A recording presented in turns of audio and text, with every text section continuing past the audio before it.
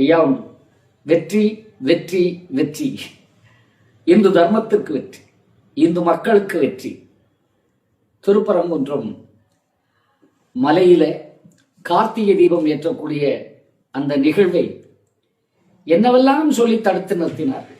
என்னவெல்லாம். அது பொதுமக்களுடைய ஒற்றுமைக்கு குந்தகம் வந்துவிடும். அதுவும் யார்? கோயில் நிர்வாகம், இந்து சமய அறநிலைத்துறை, இவர்களே கோர்ட்ல போய் வழக்கு பதிவு பண்றாங்க. இங்க தீபம் ஏற்றுவதால் தவறு, மக்களுக்கு இடைஞ்சல், பொதுமக்களுக்கு குந்தகம் வந்துடும், மத மோதல் ஏற்படும். இது என்ன இழிந்த நிலை! நாங்கள் எல்லாம் வேதனைப்படுகிறோம். ஏன் எங்களுக்கு மட்டும் இந்த நிலை? இந்து கோயில்களுக்கு எதற்காக இந்த நிலை? இந்து சமய அறநிலைத்துறை என்று ஒன்று வைத்திருக்கிறோமே, அது எதற்காக? இந்து கோவிலை பாதுகாக்க, இந்து சொத்துக்களை பாதுகாக்க, இந்து தர்ம மக்களுக்கு, கோவிலுக்கு வரும் மக்களுக்கு எவ்வித இடையூறும் இல்லாதபடி அவர்களுக்கு வசதிகள் செய்து கொடுப்பதற்காகத்தானே இந்து சமய அறநிலைத்துறை வைத்திருக்கிறது. அவர்களே நீதிமன்றத்தை நாடி இது தீபத்தூண் அல்ல, இது எல்லைக்கல். என்ன எல்லைக்கல் என்று எத்தனையோ அரசியல் தலைவர்கள், நிறைய பேர்கள் கட்சி வச்சுக்காங்க, நிறைய பேர் தலைவர்கள் எதுக்கு இருக்காங்க? இதெல்லாம் தமிழ்நாட்டு வரலாறு தெரியாது, தமிழ்நாட்டுடைய பழங்கால நிலைகள் தெரியாம இந்த அரசியல்வாதிகளுக்கு அங்க என்ன வேலை? இவங்கெல்லாம் எப்படி மக்களுக்கு நல்லது செய்ய போறாங்க? அந்த மதத்துக்கு இந்த மதத்தில் போடுறது, இந்த மதத்துக்கு அந்த மதத்தில் போடுறது, எல்லாத்தையும் சண்டை உருவாக்குறது யார்? மக்கள் அமைதியாக இருக்கிறோம். இஸ்லாமியர்கள், கிறிஸ்தவர்கள், இந்துக்கள் என்று தமிழகத்திலே மக்கள் ஒற்றுமையாக இருக்கிறோம். ஆனால் எங்களை பிரித்தாளக்கூடிய நிலை இந்த அரசியல் தலைவர்களுக்கும் இந்த ஆட்சியாளர்களுக்கும் இருக்கிறது. அதுதான் வேதனையாக இருக்கிறது. மாண்புமிகு நீதியரசர் ஜி.ஆர். சுவாமிநாதன் அவர்கள் உண்மையை அறிந்து அந்த இடம் சென்று இது தீபத்தூண் தான், இது தீபம் ஏற்ற வேண்டும் என்று உத்தரவிட்டு அதற்காக மத்திய பாதுகாப்பு படையும் அனுப்பின பிறகும் கூட கையாலாகாத தனமாக இந்த இந்து சமய அறநிலைத்துறை மேல்முறையீடு செய்ததே எந்த நியாயம்? இப்பொழுது அரசு, தமிழக அரசு மேல்முறையீட்டு மனுவை உயர் நீதிமன்றம் அப்படியே தூக்கி தூர இறங்கியிருக்கிறது, தள்ளுபடி செய்திருக்கிறது. அரசாங்கமும் அறநிலைத்துறையும் இழிவான செயல் செய்திருக்கிறீர்கள் என்று அங்கே ஒரு குத்தலை ஏற்படுத்தி வைத்திருக்கிறார். தெரியவில்லை? எங்கே கொண்டு வச்சு போறீங்க? உங்களுடைய திட்டம், சட்டம் எல்லாம் எங்கே வைத்திருக்கிறீர்கள்?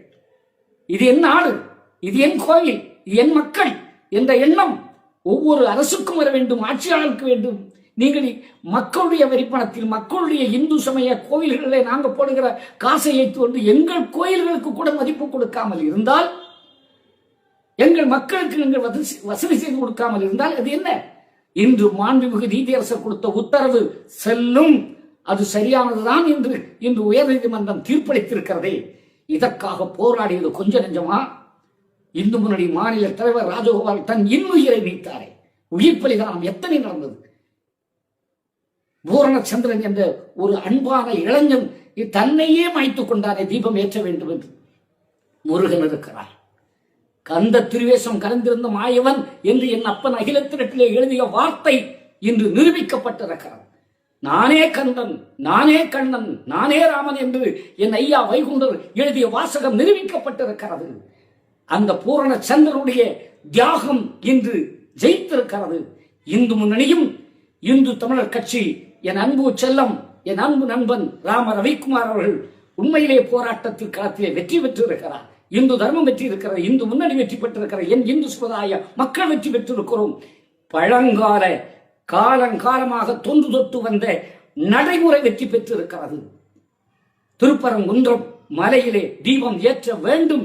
அதுவும் எவர் மேல்முறையீட்டு செய்தீர்களோ அவர்களுக்கே தலையில் ஒரு கொட்டு கொட்டி நீங்களே ஏற்றுங்கள் என்று சொல்லி இருப்பதுதான் எங்களுக்கு கிடைத்த வெற்றி.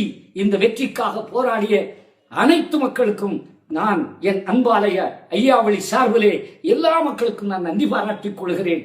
எல்லா அன்பு செல்வங்களுக்கும் நன்றி பாராட்டிக் கொள்கிறேன். பூரண சந்திரா, வீர ராஜகோபால்ஜி அவர்கள் எல்லோருக்கும் வீர வணக்கத்தை தெரிவித்து நாம் வெற்றி பெற்றிருக்கிறோம். இனியாவது தமிழகத்து மக்களை பிரித்தாளாதீர்கள். தமிழகத்து அனைத்து மக்களும் ஒற்றுமையாகத்தான் இருக்கிறோம். அவரவர் வழிபாட்டுக்கு காவல் காப்பதுதான் உங்கள் வேலை.